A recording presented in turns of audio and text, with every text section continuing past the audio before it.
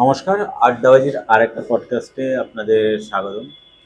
তো আজকে আমাদের সঙ্গে রয়েছে, আমি না ভূমিকা টুমিকা দেবো না, একদম ডাইরেক্ট বলছি, অলিভিয়া সরকার। একদম।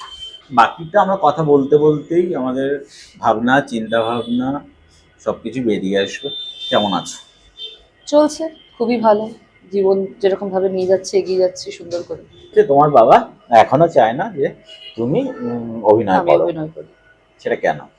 আহ, বাবা যেমন ছোট থেকে মানে বাবা চেয়েছিল যে আমি অ্যাথলিট হব, যে মানে খেলাধুলার মধ্যে থাকবো, যেহেতু বাবা বিশাল মানে দুর্গাপুরে খুবই হিজ কোচিং রাইট নাও, হুম, মানে দেয়ার অনেকগুলো রয়েছে, মানে স্টুডেন্টস রয়েছে। বাবা তো উনি লং জাম্পে ন্যাশনাল করেছেন, তো এখন ওনার স্টুডেন্টসরা they are going to hmm, achieve that. তো বাবার সবসময় এটা ইচ্ছে ছিল যে আমাকে ওই জায়গাতে নিয়ে যাওয়ার বা আমাকে ওখানে পাঠানোর। আমার কোনোদিনও শখ ছিল না, হুম, যেটা আমাদের আমাদের টাইমের মা বাবারা যেটা করে থেকেছে আর কি, যে নিজের শখটা নিজের ছেলে মেয়েদের ওপর পিয়ার প্রেশারে ফেলে দেওয়াটা। তো সেটা একটা আমার ফ্যামিলিতে লং টাইম জিনিসটা চলেছে।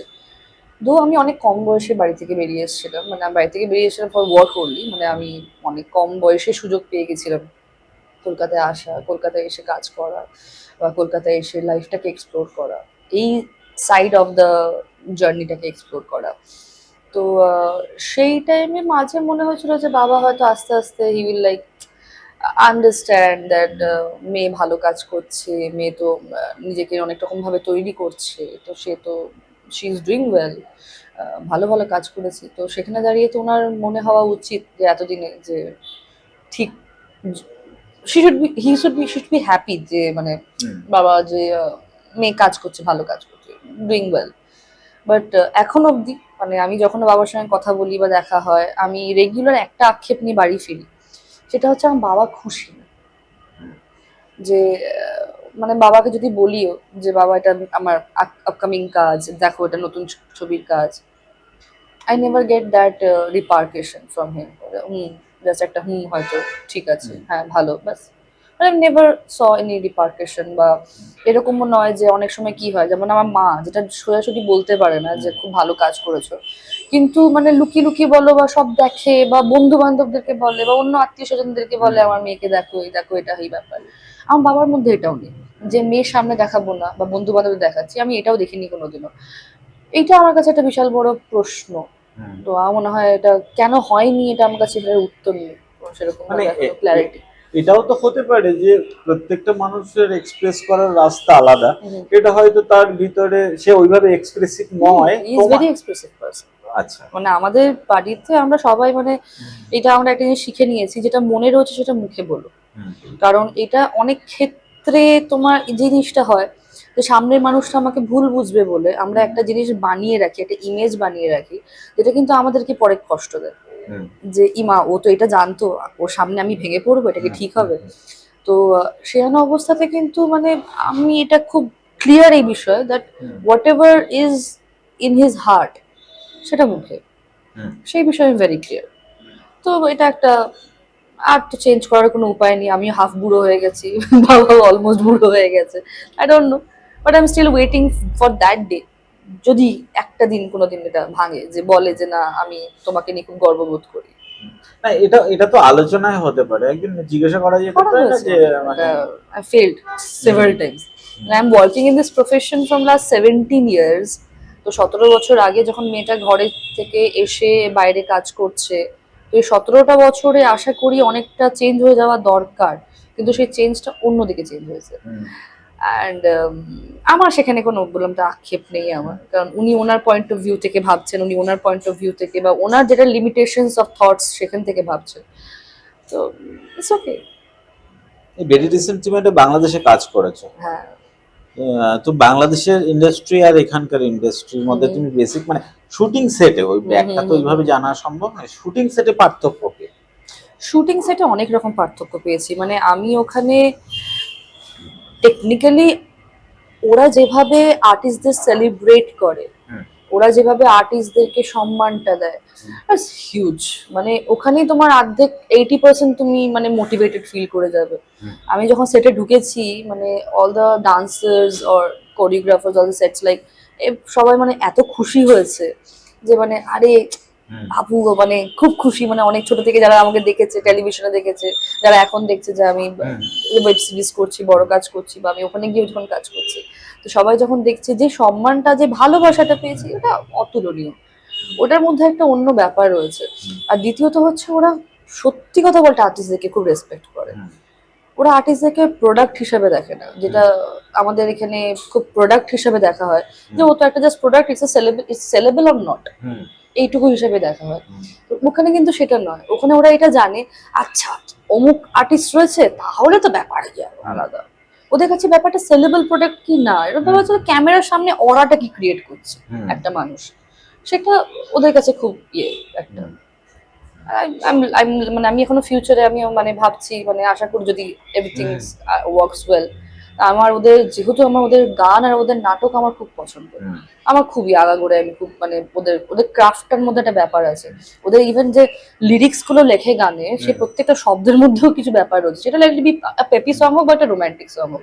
রোমান্টিক সং এও যে এক একটা লাইন নিখুঁত রকম ভাবে কোথা থেকে ইমোশনস গুলোকে ওরা ক্যাপচার করে, মানে ভেরি সাটল। ওটা আমি খুব রেসপেক্ট করি। অ্যান্ড আমি ফিউচারে মানে I will be very very glad যদি কোনোদিনও একটা ভালো ওখানে কাজ করতে পারি। তুমি অনেকগুলোই কম বেশি, আমরা সাধারণত কাজকে এইভাবে দেখি, বড় কাজ, ছোট কাজ, ইত্যাদি ইত্যাদি। আমাদের ইন্ডাস্ট্রিতে এটা হয়। সেটা হচ্ছে কি, ভালো অ্যাক্টর, ভালো অ্যাক্ট্রেস, কিন্তু বক্স ভ্যালু নেই, বা এইরকম এইভাবে আমরা জিনিসটাকে এখানে দেখি। আমার প্রান্তিক ব্যানার্জি, প্রান্তিককে তো চেনা, প্রান্তিকের একটা অদ্ভুত প্রান্তিকের একটা অদ্ভুত একটা ইন্টারভিউতে আমি অদ্ভুত একটা কথা বললাম, বলছে প্রান্তিক এইভাবে ফোন করে বলছে যে, শোন না, 3 দিনের কাজ আছে, 3 দিনে আমি তোর জন্য 1500 করে ভেবেছি, এবং ছবিটার নাম হচ্ছে কুমনামি। ওটা নাম করেই বলেছে। তো আমরা আর্টিস্ট ওইভাবে দেখি, মানে সেইটা মানে ওনারা ভেবে নেন আর কি, মানে ওনারাই ভেবে নেন, আমাদের ভাবার জায়গা দেন। হ্যাঁ, সেটা তো আর্টিস্ট হিসেবে তো কোথাও কষ্ট দেয় না, আর্টিস্ট হিসাবে কোথায় কোথায় কষ্ট দেয়। And I am really glad প্রান্তিক যে এতটা ভোকাল হয়েছে, I am really proud of him, যে ও যে ভোকাল হয়েছে, ও যে বলতে পেরেছে কথাটা। আমরা অর্ধেক জন তো বলতেই পারি না, লজ্জার খাতিরে, যে আমাদের স্টারডমটার কি হবে, যেটা যে ঠুনকো স্টারডমটা, যেটা একটা কাঁচের গ্লাসের মতো, যদি তুমি 10 দিন তোমাকে না দেখতে পাই, লোকে ভুলে যাবে। তো সেই জায়গাটায় দাঁড়িয়ে যখন একটা মানুষ বলছে, তার মানে সে কতটা হার্ট। কারণ প্রান্তিক ইজ নট আ নিউ কামার, he is a very senior person, অনেক দিন ধরে কাজ করছে, অনেক বড় বড় কাজ করেছে। Same goes with many people. সবাই তো মুখের উপর বলতে পারে না, কিন্তু এবার অনেক ক্ষেত্রে কি হয়, কাজটাও করতে হবে, অনেকজন রয়েছে যাদের কাজটা করতে হবে, তাদের কি উপর যায়, তাদের উপর কি কি যায়, যে হয়তো মানে আমার সাথেও সেদিনকে হয়েছে, আমাকে এমন একটা রেমুনারেশন বলা হয়েছে, যেটা আমি 8 বছর আগে কাজ করতাম, যে রেমুনারেশনটাতে বললাম, দাদা প্রমোশন হয়, ডিমোশনটা তো আমি ইন্ডাস্ট্রিতে এসে শিখলাম। আই ক্যান আন্ডারস্ট্যান্ড, আমাদের এখন একটু সবাই স্লো ট্র্যাকে যাচ্ছি, সবাই ইয়েতে যাচ্ছি, প্রবলেম আছে একটা, আমাদেরকে সবাইকে একজোট হতে হবে ইন্ডাস্ট্রিটাকে বুস্ট করার জন্য।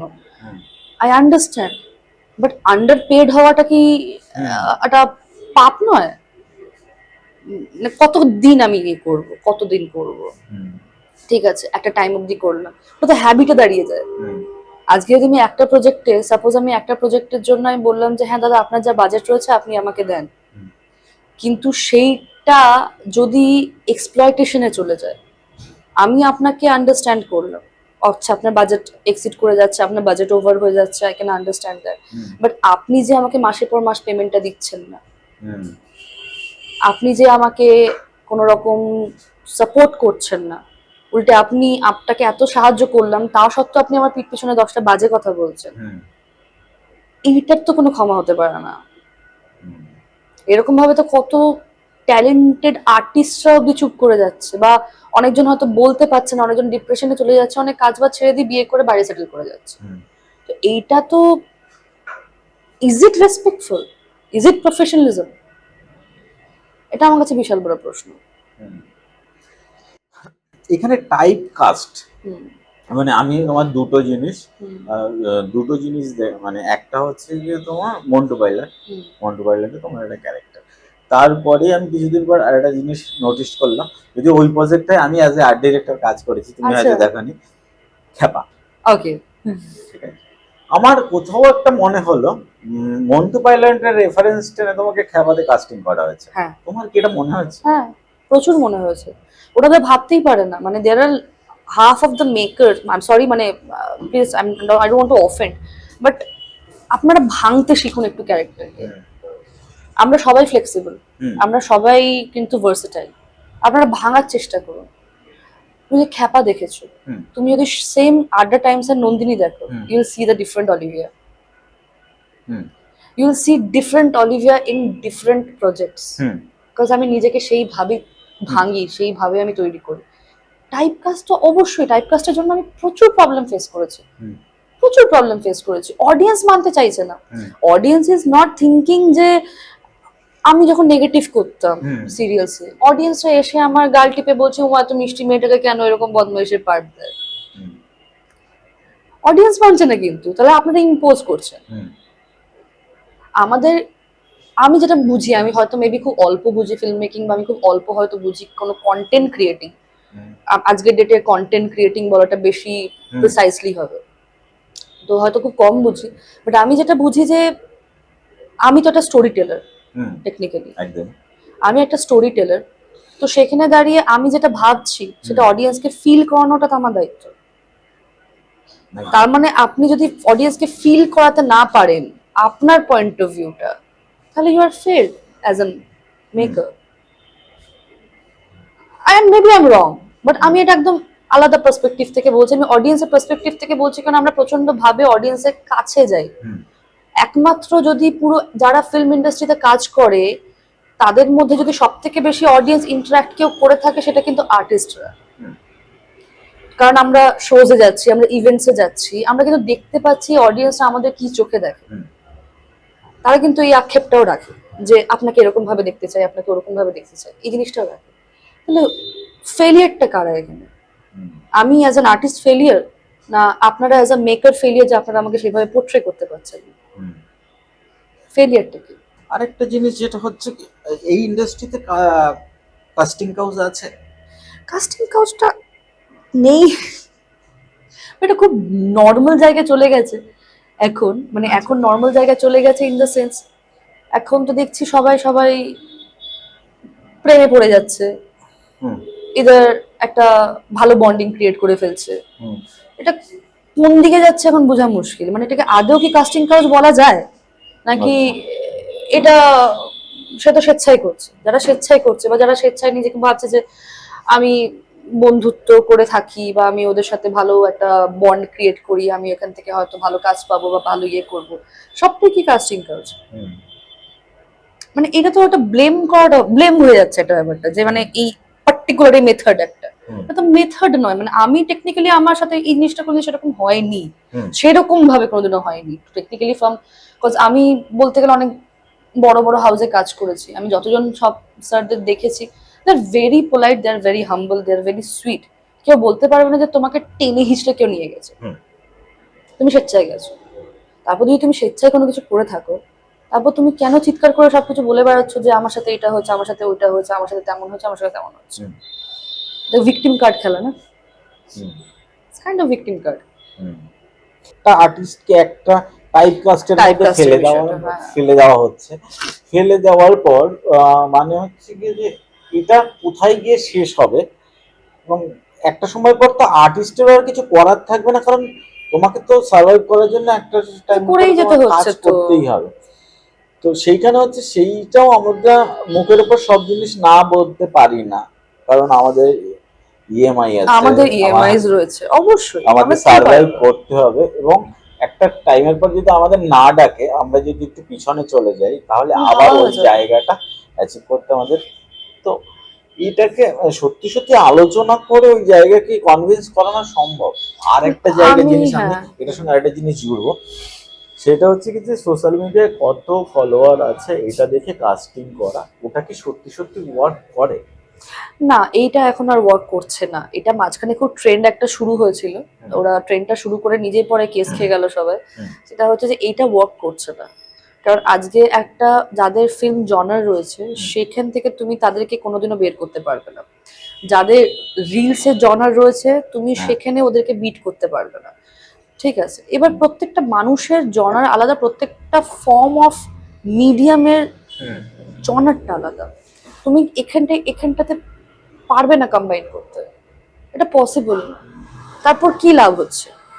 আমি তো মনে পড়ছে না আমার মনে কোনো দাগ কেটেছে এমন কোনো প্রজেক্ট এসছে, বা আমি দেখবো যে অডিয়েন্সের মনে দাগ কেটেছে এমন কোনো প্রজেক্ট এসছে, এক্সেপ্ট ধূমকেতু। Because আমি seriously I'm so glad, I'm so proud of my industry, I'm so happy যে আজকে দেব শুভশ্রীকে দেখার জন্য বা দেব শুভশ্রী একসাথে আসার জন্য যেই উৎসবটা ক্রিয়েট হয়েছিল একটা দিনে, পুরো পুরো হাওয়া, মানে সবাই হাওয়া, everywhere you go, anywhere you go, everywhere it's just Dev Subhashree. এইটা হচ্ছে দ্যাট ফান অফ দ্য, মানে এইটাই আসল মজা লাগে আমার, এই জিনিসটা আমার বেস্ট লাগে। আমি সেদিনকেও মানে আমি ভীষণ খুশি হয়েছি, আমি নিজে প্রত্যেকটা ভিডিও যতগুলো আমার টাইম লাইনে এসেছে আমি সবকটা লাইক করে গেছি, সবকটা, যে আই এম সো হ্যাপি যে এটা দরকার ছিল। I always feel that. Social media নিয়ে কতটা সময় কাটে সোশ্যাল মিডিয়ায়? আমি প্রচন্ড অ্যাক্টিভ সোশ্যাল মিডিয়াতে, মানে অ্যাক্টিভ ইন দ্য সেন্স আমি watching everything, but maybe I will post only what ever I want. মানে আমার এই সকালবেলা ঘুম থেকে উঠে আমাকে একটা সুন্দর সেজে রিল পোস্ট করতে হবে, আমি সেটা মানি না। আমি 1 মাস 1.5 মাস কিছু পোস্ট না করেও থেকে যাই। আমার যখন মনে হয় আমি রাত 3টের সময় উঠে পোস্ট করি, মানে আমি প্রচন্ড পার্সোনালাইজড রেখেছি ব্যাপারটাকে। I want to keep myself original. মানে আজ থেকে 10 বছর বাদে বা 15 বছর বাদে আমার যেন এইটা না মনে হয় যে আমার ফোমো হচ্ছে, বিকজ আমি আর 10 বছর আগে যে অলিভিয়া ছিলাম আজকে আমি সেটা নেই। And same thing is going on, because আমি এত কম বয়স থেকে কাজ করছি, আমি যখন প্রত্যেকটা মুহূর্তে আমার প্রত্যেকটা ইন্টারভিউজ দেখি ডেট বাই ডেট, আজ থেকে 5 বছর আগে আমরা ডিফারেন্ট পার্সন ছিলাম, আজকে আমরা ডিফারেন্ট পার্সন, আবার আজ থেকে 5 বছর বাদে আমি একটা ডিফারেন্ট পার্সন হবো। আমার বক্তব্য পাল্টাবে, আমার এক্সপিরিয়েন্সেস পাল্টাবে, সবটাই পাল্টাবে। তো আমি শুধু মানুষকে খুশি করার জন্য, বা আমি ট্রেন্ডিং এ থাকার জন্য, বা আমি একদম ওই হ্যাশট্যাগ ওয়েটে ভাইরালে থাকার জন্য I am doing such things যেটা আমার নয়, যদি আর সেটা আমার প্রফেশনও নয়। Making reels is not my profession, I am not an influencer যারা করে ওটা বেস্ট কাজ করে, আমি পারবোই না ওটা করতে। আমি অনেকবার, মানে ওরা যেভাবে ক্যামেরা অন করে whatever the skits they make, ওইটা কিন্তু অন্য লেভেলের craft, and they are good at ইট।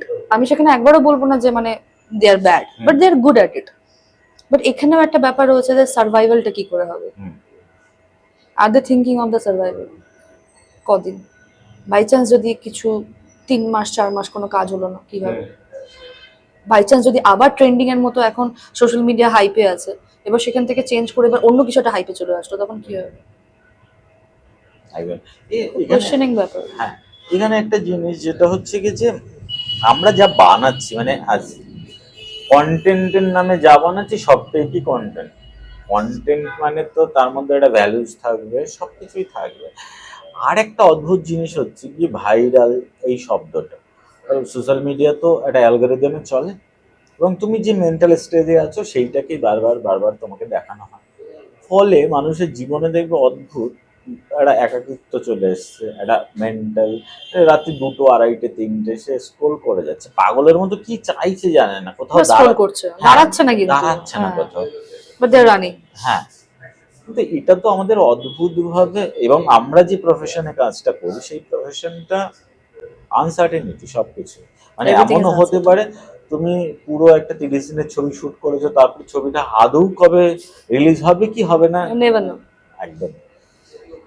তো আমাদের হয় না, এটা মেন্টাল একটা এফেক্ট তো পড়ে, এবং একটা তোমাকে আলাদা জোনের মধ্যে নিয়ে যেতে থাকে, মানে চারপাশে সবাই আছে, তারপরে তুমি একটা শেল তৈরি করে নিজেকে ওটার মধ্যে ডিফেন্স করার জন্য নিজেকে, সেইটা ফিল করো, একাকিত্ব ফিল? অবশ্যই একাকিত্ব, আমি থাকি একা, আমার সবটাই একা, আমি নিজের সংসার করছি একা, আমার নিজের যাবতীয় সবকিছু আমার একার করা। আমি কেউ বলতে পারবে না যে মানে ভাই মানে এনিওয়ান হ্যাজ লাইক দ্যাট, আমার সব একার করা। And I have few friends of mine, আমার গুণাগুন্তি কতগুলো বন্ধু আছে, তারা আমার বিশাল বড় সাপোর্ট, আমার বিশাল বড় পিলার। তো একাকিত্ব is obviously there is depression there is always there. আমি তো ভীষণ ডিপ্রেসড, আমি সেখানে আমার বলতে লজ্জা নেই বা এটা নেই, কারণ আমি এত কম বয়স থেকে যা প্রেশারটা নিয়ে ফেলেছি, বা আমি এত কম বয়স থেকে নিজের বাড়ি সামলানো থেকে শুরু করে নিজের সবকিছু সামলানো, মানে সবকিছু সামলানো, A to Z, মানে মায়ের ওষুধ কেনার থেকে শুরু, মায়ের জিনিসপত্র কেনার থেকে শুরু করে, বাড়ির জিনিসপত্র কেনার থেকে শুরু করে, আমার এখানকার সংসার, দুটো সংসার চালে যায়, সবকিছু করার সাথে আমি অবশ্যই স্যাচুরেটেড ফিল করি, আমি এক্সস্টেড ফিল করি। একা rare, but I feel exhausted more, I feel tired.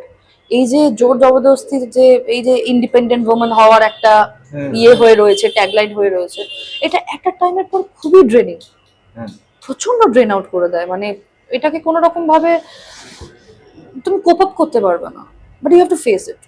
আমি একটা জিনিস আমি বুঝে গেছি যে লাইফে তোমার প্রবলেমস থাকবে, তোমার ঝামেলা থাকবে, তুমি এটাকে এড়িয়ে চলতে পারবে না, ইট কামস ফ্রি, বাট তোমাকে লড়ে তো যেতে হবে, ইউ কান্ট গিভ আপ। এখানে আমি নামটা তার বলবো না, ফিল্ম ইন্ডাস্ট্রির একজন রয়েছে, একজন মহিলা বা মেয়ে যাই বলো না কেন। আমি 1 বছর আগে তার একটা ইন্টারভিউ করেছি, তখন 1 বছর না 1.5 বছর আগে তার সদ্য তখন বিয়ে হয়েছে, এবং সে সেটা রিলেশনটার অন্যভাবে ব্যাখ্যা করলো, এবং আমি দেখলাম সেটা নিয়ে সে হ্যাপি আছে। ঠিক এক বছর বা 14-15 মাস পর আমি আবার তার ইন্টারভিউ করছি, তখন আমাকে সে বলছে, শোনো না, আমার দাম্পত্য জীবন নিয়ে তুমি কিছু বলো না। আমি বললাম কেন? বলছে আমাদের ডিভোর্স ফাইল হয়েছে, ফার্স্ট সিগনেচারটা করেছি, সেকেন্ড সিগনেচার। তো তাকে আমি জিজ্ঞাসা করলাম যে ডিভোর্সটা কেন হয়? তখন তার একটা অদ্ভুত, মানে আমি বললাম যে তুমি একজন অভিনেত্রী, তুমি পার ডে আমার আইডিয়া 20-25 হাজার টাকা তুমি চার্জ করো, রেমুনারেশন পাও, তোমার হাজবেন্ডও ঠিকঠাক ইনকাম করে, দুজনের সোশ্যাল একটা স্টেবিলিটি আছে, তারপরে হচ্ছে গিয়ে লোকজন তোমাদের রেসপেক্ট করে, অন্য চোখে দেখে, যেখানে যায় 4 জন লোক তোমাকে ঘিরে থাকে, তারপরে এটা কোথায়? বলছে আমরা যতই বলি না কেন আমাদের মানে সেলফ মোটিভেশন, ইন্ডিপেন্ডেন্স, অমুক তমুক যা হোক, আমাদের কালটাও ওখানে গিয়ে দাঁড়িয়েছে। কারণ আমরা ভাবছি আমার, মানে আমি যদি ভাবতাম যে কালকে আমার কি করে চলবে, বা আমার হাজবেন্ড যদি ভাবতো কালকে আমার কি করে চলবে, আমরা দুজনের অনেক কিছু মেনে নিতাম। দুজন এত স্বতন্ত্র হয়ে যাওয়াতে কেউ কারো কথা আমরা শুনতে পাচ্ছি না, বুঝতে পারছি না, যেটা বলতে চাইছি তার মানে আমরা বার করতে পারছি না। সমস্যাটা ওখান থেকে এটা অনেকটা মিউচুয়াল আন্ডারস্ট্যান্ডিং এর উপরও ডিপেন্ড করে, জানো তো। মানে আমি যেমন প্রচুর ইন্ডিপেন্ডেন্ট কাপলসদের দেখেছি যারা দুজন মিলে just like king and queen, they are creating an empire. আমি প্রচুর হাজব্যান্ড ওয়াইফকে দেখেছি, জানো, প্রচুর পাওয়ার কাপলস দেখেছি আমি, আমার ফ্রেন্ড সার্কেলেই রয়েছে, খুব হ্যাপি কাপলস দেখেছি আমি। না, নিজেদের উপর ডিপেন্ড করছে যে আমি আদৌ থাকতে চাইছি কি চাইছি না, আমি কতটা আন্ডারস্ট্যান্ড করতে চাইছি, আমি কতটা। কারণ মানুষ না, মানে এটাই সমস্যা তো, যে আফটার 1 or 2 year যখন দেখে যে ওই হানিমুন পিরিয়ডটা ওভার হয়ে গেছে, যখন দেখে যে ও আমাকে আর চকলেট এনে দিচ্ছে না, ও আমাকে আর গোলাপ ফুল এনে দিচ্ছে না, এটা একটা টাইম পর হবেই, যে কোনো মুহূর্তে হয়। আজকে কেউ বলতে পারবে না আমাদের মা বাবারা এখন প্রেম করেছিল তো প্রকৃত প্রেম ছিল, 10 বছর বাদে কি তারপরে কি আবার কি সেই সেম জিনিসটা কি একটা গোলাপ ফুলের তোড়া নিয়ে এসে বলেছে যে আমি তোমার, তারপর তো একটা চলে আসে যে হ্যাঁ তো আমারই, মানে ওই একটা বিষয় চলে আসে। কিন্তু এই জায়গাটা you have to be understanding very much. ওরও একটা স্পেস রয়েছে, তোমারও একটা স্পেস রয়েছে, এই দুজন দুজনকার স্পেসটাকে রেসপেক্ট করা, সেটা তো করতে হবে। আজকে ও আমাকে সকালবেলা ঘুম থেকে উঠে গুড মর্নিং পাঠায়নি, আরে সকালবেলা উঠে কোনো প্রবলেম হয়েছে পাঠাইনি, কিছুক্ষণ বাদে পাঠাবে। তুমি সকালবেলা 9টার সময় ঘুম থেকে উঠতে বা 8টার সময় ঘুম থেকে উঠে আমাকে গুড মর্নিংটা পাঠালে না কেন? কারণ ওটার হ্যাবিট হয়ে গেছে। রোজ সকালবেলা ও ঘুম থেকে নিজে বা উঠে বা যখনই ফোনটা খুলছে তখন দেখছে যে আমার সোনার মেসেজ রয়েছে, যখনই দেখে যে সোনার মেসেজটা ডিলে হয়ে গেছে তখনই প্রবলেম শুরু। আরে হতেই তো পারে, মানে তার মানে তো একদম। সবসময় এরকম নয় যে তার অন্য জায়গায় চক্কর চলছে, হুম, বা সে আর হয়তো আমাকে আর আগের মতো ভালোবাসে না, যেটা হুম। সবসময় বলে থাকি তুমি আমাকে আর আগের মতো ভালোবাসো না। আরে আগের মতো কেউই কোনো কাউকে ভালোবাসে না, ভালোবাসাটা বেরিয়ে যায়, হ্যাঁ। বের হয়ে ওটা ইভলভ হতে থাকে একটা টাইমের পর। হুম, লাভ বার্ডস থেকে ইউ বিকাম কম্প্যানিয়ন, তারপর গিয়ে একদম বুড়ো বয়সে ইউ বিকাম পার্টনার্স। সেই জায়গাটাতে এই ক্যালকুলেশনটা খুব ভুল করছে মানুষে। আর দ্বিতীয়ত হচ্ছে যখন মেয়েরা নিজের ফেমিনিজমটাকে ভুলে যাচ্ছে, হুম, অর্ধেক মেয়েরা ওই মানে এটা আমাদের জেনারেশনের দোষ বা আমাদের সোসাইটির দোষ যে আমাদেরকে এখন সবাইকে কাজটা করতে হয়। তো সেই জায়গাটা দাঁড়িয়ে প্রচন্ড ফ্লেক্সিবল হতে হচ্ছে মেয়েদেরকে, যে সকালে উঠে ছেলেদের ওরা মানে গাড়ি নিয়ে বেরোচ্ছে, কাজ করছে, এই যাচ্ছে, এই অফিস, অমুক অফিস, এই মিটিংস, অমুক মিটিংস, লট অফ থিংস সারাদিন করতে থাকে। তো সেখানে দাঁড়িয়ে অনেকটা ওই ম্যাসকুলিনিটিটা জেগে ওঠে, হুম, ওইটা কিন্তু অনেকটা হ্যাম্পার করে। হুম, দে ফরগেট দ্য ফেমিনিজম। হুম, এটা স্লাইট ব্যালেন্স, একটা খুব স্লাইট ব্যালেন্স। আমার মনে হয় এই ব্যালেন্সটাকে মেনটেন করলে সম্পর্ক কিন্তু মাছিয়ে রাখাটা খুব একটা কঠিন নয়। Hmm, at the end of the day তুমি নিজের ফেমিনিজমটাকে ঠিক রাখো। হুম, ফেমিনিজম মানে এটা নয় যে আমি রাস্তায় দাঁড়িয়ে চিৎকার চেঁচামেচি করে আমার বয়ফ্রেন্ডকে থাপ্পড় মেরে দিলাম একটা। That is not feminism. Hmm, feminism হচ্ছে যেদিনকে ওর প্রচন্ড খারাপ সময় গেছে, হয়তো সারাদিন খুব বাজে দিন গেছে, বস প্রচন্ড ঝেড়েছে, হুম, বা খুব কাজ হাত থেকে বেরিয়ে গেছে, চাকরি চলে গেছে, সেদিনকে আরো এক্সট্রা প্রোটেক্টিভ হওয়া ওর জন্য। That is feminism. হুম, ওর চাকরি চলে গেছে বলে ওর উপর চোটপাট করাটা না। হুম। সেই জায়গাটা আমার মনে হয় যদি যত বেশি আন্ডারস্ট্যান্ডিং মানুষের মধ্যে থাকবে, আমার সম্পর্ক তত বেশি গাঢ় হবে। এটা কি তোমার কখনো মনে হয়েছে যে সত্যি সত্যি পুরুষ মানেই ওটা না ওইভাবেই না না আমাকে না না, দেখে? মানে সত্যি পুরুষ কথা মানে বলতে দেখো, আমরা পৃথিবীতে হেন কোনো মেয়ে নেই যে বলতে পারবে না কোনোদিনও অ্যাসল্ট হয়, হুম, বা কোনোদিনও কোনো রকম এমন কোনো মানুষের পাল্লায় পড়েনি যে ভুলভাল কিছু ইয়ে করেছে। আমাদের জীবনেও হয়েছে। বাট দ্যাট ডাজন্ট মিন সব ছেলেরা খারাপ। তার মধ্যে কি এরকম তো নয় যে সে কোনো রকম ভাবে তার মধ্যে মানে ম্যাসকুলিনিটি কমে গেছে বা পুরুষত্ব হুম, কমে গেছে। হুম, হি ওয়াজ দ্যাট সুইট, প্রচন্ড ভাবে ও সেরকম ভাবে প্যাম্পার করতে পারতো। তো এরকম ভাবে একদম ইয়ে করে দেওয়াটা যে এই সব পুরুষ এরকম খারাপ, সব মহিলারা এরকম জামা কাপড় খুলে ঘুরে বেড়াচ্ছে, হুম, এগুলোকে অফ করতে হবে। হুম, মানে যদি নিজেকে ইভলভ করতে হয়, আমরা তো সবাই basically everyone is trying to create a good society. সবাই একদম। বলবে যে আমার সোসাইটির জন্য আমি এটা দিয়েছি, এই সোসাইটির জন্য আমি এটা দিয়েছি, এটা দিয়েছি, কিন্তু আলটিমেটলি সেটা কি ফ্রুটফুল? কতটা ফ্রুটফুল হচ্ছে? হুম, সেখানে এই জায়গাটা you have to be very much open minded. আমরা ওপেন মাইন্ডেড মানেই হচ্ছে এরকম না যে রাস্তা দাঁড়িয়ে আমি ওপেনলি হুম, সিগারেট খেতে হুম, শুরু করে দিলাম মানে আমি ওপেন মাইন্ডেড হয়ে গেলাম। হুম, ওপেন মাইন্ডেড হচ্ছে সামনের মানুষটাকে জাজ না করে তাকে তার বক্তব্যটা বলতে দেওয়া, হুম, একদম। বা তাকে সেই জায়গাটা করে দেওয়া, সেই কমফর্ট জোনটা দেওয়া যে হ্যাঁ ভাই তুই আমাদের পাঁচজনের মধ্যে। সাপোজ অনেক জায়গায় কি হয়, তুমি তোমার প্রচন্ড দিন খারাপ গেছে সেদিনকে, সাপোজ ইউর ভেরি ব্যাড, একটা বাজে জিনিস ঘটে যাচ্ছে, hmm, things are not going well, তুমি প্রেফার করবে এমন একটা বাঞ্চ অফ পিপলের মাঝখানে যেতে যেখানে তোমাকে আরো চারটে মানুষ আরো বুস্ট আপ দেবে, আরো মোটিভেট করবে যে না আরে কিচ্ছু হয়নি, আরে ভাই দেখ না ওরও এরকম সেম প্রবলেম পড়ে আছে, ঠিক হয়ে যাবে, কি আছে দেখে নেবো, আছি তো আমরা, প্রবলেম কি আছে, এইটাতে যাবে? নাকি তুমি এই বাঞ্চ অফ পিপলদের মাঝখানে যাবে যারা তোমাকে অপেক্ষা করছিল যে আয়? বই পড়া কতটা আছে জীবনে?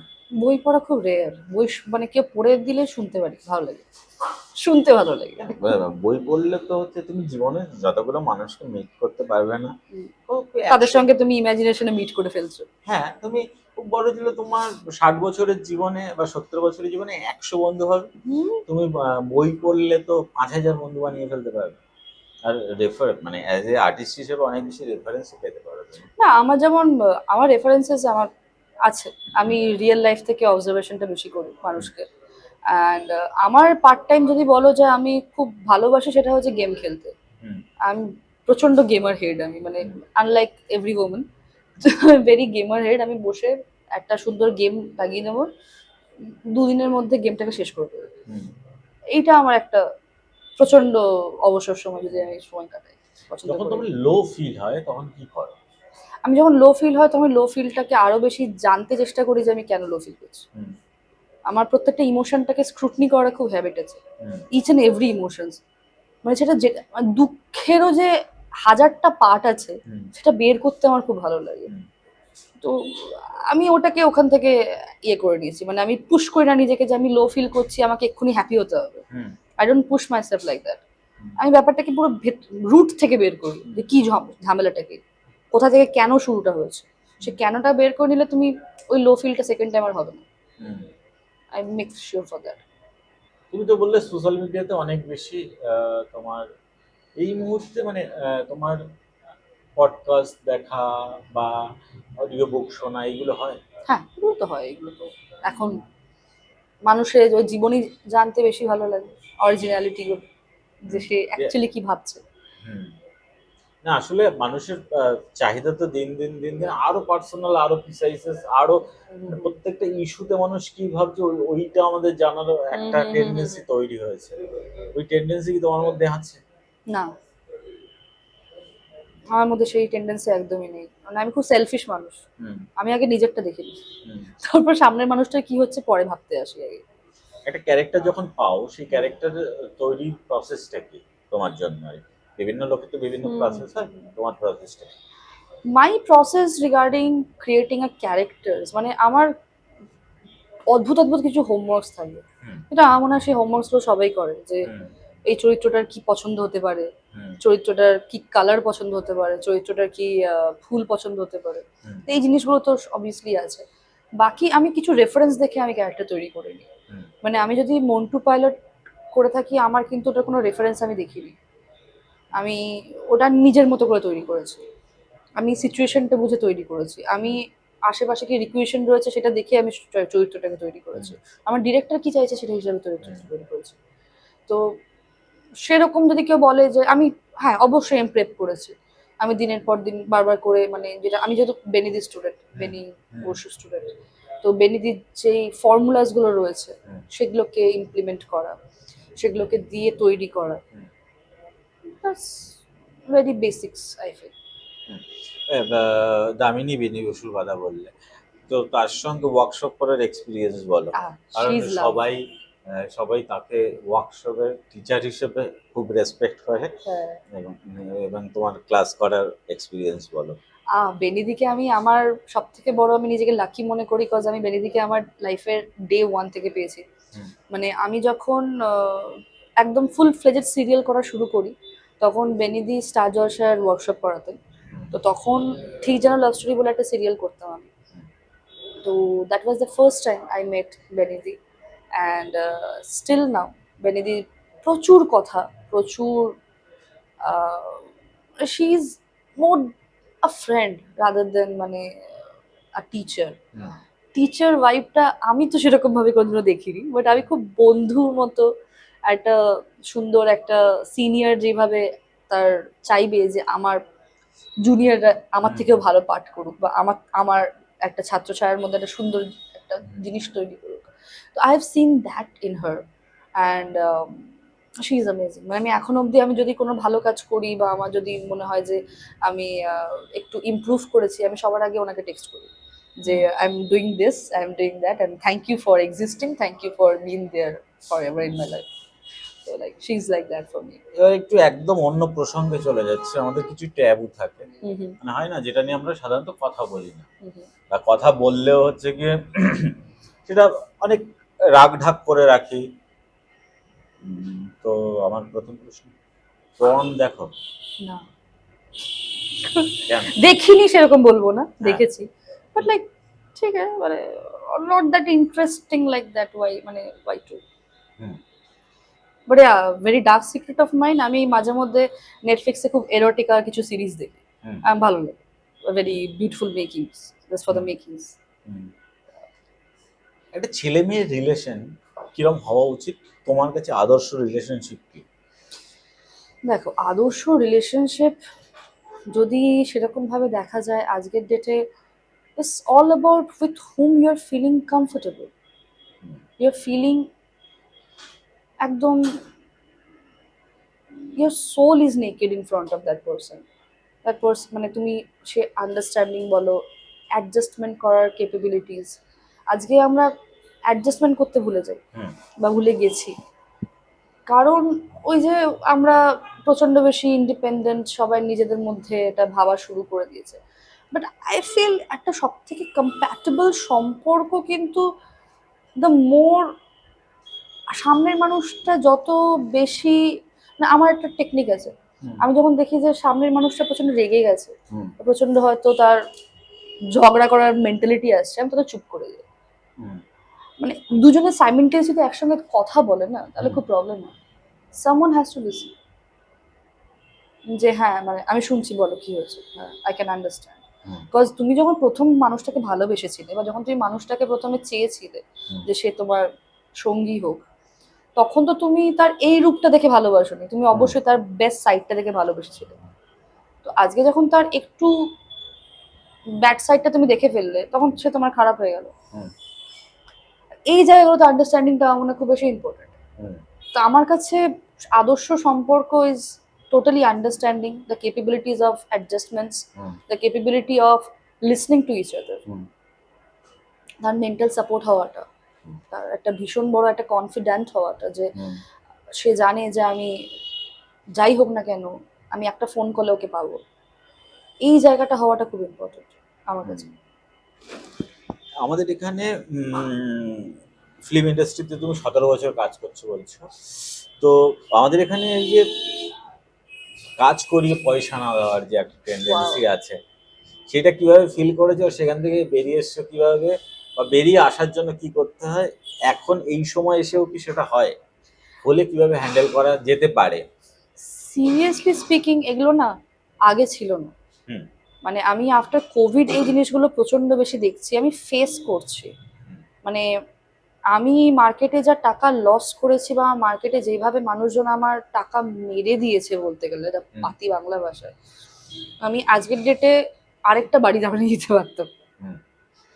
কারণ আমি প্রচন্ড বোকা, মানে বোকা ইন দ্য সেন্স আমি না প্রফেশনালিজমটাকে ওরকম ভাবে কোনোদিন দেখতে পারিনি। কারণ আমি কাজ করতে ভালোবাসি, তো স্পেশালি আমার ছবি করার বা সিরিজ করার একটা অদ্ভুত শখ, নেশা বলতে পারো। তো সেহানো অবস্থাতে আমি না মানে কোনোদিনও যে প্রফেশনালিজমটা, ইভেন তোমাকে আমি কদিন আগে বলেছিলাম একটা ঘটনা, যে ইভেন বললাম যে আমি এরকম অনেক প্রডিউসার্সকে বলেছি বা ডিরেক্টরসদেরকে বলেছি যে আপনার যা বাজেট রয়েছে আপনি আমাকে সেটাই দিবেন, না কোনো প্রবলেম নেই, আমি কাজটা করতে চাই। বাট তারপর গিয়ে যে এক্সপ্লয়টেশন হওয়াটা, এই যে ভালো মানসিকতা দেখিয়ে যে আমি যাতে তোমার ছবিটা দাঁড়ায়, যাতে তোমার ছবিটার প্রোডাকশন ভ্যালু না কমে যায়, আমি যে তোমাকে সাপোর্টটা করলাম, তার বিনিময়ে আমি কি পেলাম? মানে আমি যা রেমুনারেশন চার্জ করেছি তার হাফ পেমেন্টও আমি অনেকজনকে কাজ করে দিয়েছি। আমি অনেক কাজে তো পেমেন্টও নিইনি, যে হ্যাঁ ঠিক আছে আমি ইটস ফাইন, নো প্রবলেম। তার জন্য ফেস, আমি একা থাকি, I have to pay my bills, আমার কেউ নেই যে আমার বিলসটা এসে পে করে দিয়ে যাবে। I have to face each and every consequences all alone.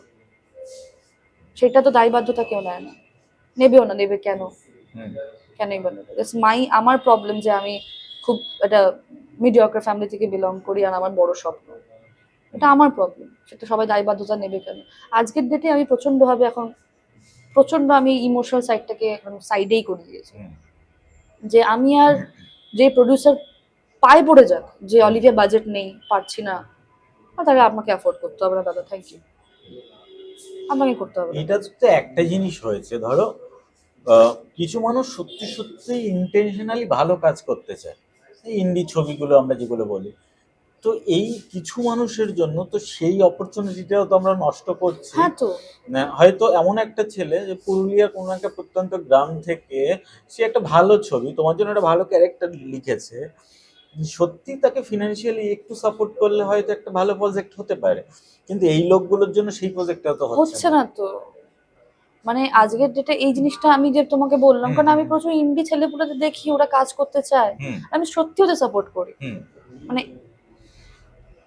তার বিনিময়ে ওদের আমি দোষ দেবো না, বাচ্চাদের দোষ দেবো না, ওরা they are trying their best to work on something good. কিন্তু যারা অ্যাকচুয়ালি শয়তান, যারা অ্যাকচুয়ালি এই যে শয়তানিগুলো করছে, তাদেরকে তো এই শহরে ঢুকতে দেওয়া উচিত না। সিরিয়াসলি, একদমই। মানে আজকে অনেকজন বলছে যে না খারাপ সময়, একটা প্রডিউসার এসছে, কাজটাকে এতগুলো টেকনিশিয়ান কাজ পেয়েছে। হ্যাঁ, টেকনিশিয়ানসরা কাজ পেয়েছে, টেকনিশিয়ানসদের টাকা মারা যায় না, মারা যায় আর্টিস্টদের। আর্টিস্টরা সব সময় এটা ফেস করে। আর মানুষের তো অন্য ধারণা না আশেপাশে লোকদের, আচ্ছা আর্টিস্ট মানে হচ্ছে মানে ও হয়তো বেরিয়েছে হয়তো একটা প্রজেক্ট থেকে 25-30 লক্ষ টাকা নিয়ে, হয়তো ও ভেবেই নিয়েছে, কিন্তু ওরা বুঝতে পারছে না যে আমাদের ওই ছোট্ট একটা পয়সা পাই আমরা, খুবই এইটুকু সামান্য একটা পয়সা পাই, সেটা দিয়ে আমাদের সবটা চালাতে হবে, সবটা। মানে আমি লাস্ট 1 বছর ধরে আমারই মানে অনেক রকম সমস্যা দিয়ে আমি ফেস করছি, কারণ আমার মায়ের শরীর খারাপ হয়েছিল, তারপরে অনেক কটা সিচুয়েশনসে পড়েছি, একটা ছবি করতে গিয়ে নিজের জীবনের 8 মাস সময় দিয়েছি, সেখানে অন্য কোনো কাজ করতে পারিনি। তো সবকিছু নিয়ে আমি নিজেও এখন অব্দি একটা অদ্ভুত পজিশনে রয়েছি, যে আমি ভাবছি যে এখন আমি কি করব। মানে আমার কি ভুল হয়েছিল যে 8টা মাস আমি একজনকে সময়টা দিলাম এটা ভেবে যে ছবিটা দুর্দান্ত হবে? সেটা কি আমার ভুল ছিল, আমার জাজমেন্টের ভুল, নাকি সময়টাই খারাপ যাচ্ছে, নাকি আমার কপালেই লেখা রয়েছে যে আমি এরকম ভাবে কতগুলো ঠকবাজের পাল্লায় পড়বো? আসলে আমাদের জীবনে তো মানুষ চিনতে ভুল হয়। হ্যাঁ, মানুষ চিন্তা তো ভুল হয়, কিন্তু এগুলোকে যে প্রশ্রয় দেওয়া হচ্ছে, কতজন যে চুপ করে বসে আছে এখন অব্দি, কেন? আমি একা আওয়াজ তুললে তো হবে না, বাকি সবাইকে আওয়াজটা তুলতে হবে, বাকি সবাইকে এটাকে নিয়ে লড়তে হবে। বাট লড়বে কতক্ষণ লড়বে? আবার 3 দিন দেখবে যে ওই বাঞ্চের মধ্যে যারা সব লড়ছিল তাদের মধ্যে একজন টুক করে পেছন দিক থেকে কাল্টি মেরে, হ্যাঁ দাদা, হ্যাঁ হ্যাঁ আমি আপনাকে, ঠিক আছে কোনো চাপ নেই, আপনি আমাকে পরে টাকা দিন বলে বেরিয়ে গিয়ে অন্য জায়গায় কাজ করতে চলে গেল। তো এটা একার পক্ষে তো আমার পসিবল হবে না, এটা রুলস না তৈরি করলে তো পসিবল হবে না। এরকম ভাবে ঠকতেই থাকতে হবে, দিনের পর দিন ঠকতে থাকতে হবে, দিনের পর দিন নানা রকম প্রবলেম ফেস করতে থাকতে হবে, তখন কে বাধ্যতা দায়িত্ব নেবে? এতগুলো এতগুলো কাজ কম আমাদের এখানে, আমাদের কলকাতা ইন্ডাস্ট্রিতে এখন কাজ কম, আর্টিস্ট কত বেশি, কতজন মানুষ এখন কাজ করছে, এসছে কাজ করতে সবাই, যে কাজ করব নিজের মতো একটা ক্যারিয়ার তৈরি করব, স্বপ্ন দেখছে, কাজ কোথায়? I can't see anything. I can't see any fruitful things happening anywhere. শুধু আশা আছে, এই তো বোধহয় ঠিক হবে, এই পরের মাস থেকে ঠিক হয়ে যাবে, এই ছবিটা বেরোলে তারপর ঠিক হয়ে যাবে, এই দেখ না এপ্রিল থেকে ঠিক হয়ে যাবে। কবে? It's been 5 years from starting from Covid থেকে শুরু করে এখন অবধি পুরো একটা জেনারেশনের পয়েন্ট অফ থিঙ্কিংটাই পাল্টে গেছে, পয়েন্ট অফ ভিউটাই পাল্টে গেছে। পুরো যদি এই পয়েন্ট অফ ভিউটা যেভাবে পাল্টেছে সেইভাবে তো মানুষকে তুলতে হবে।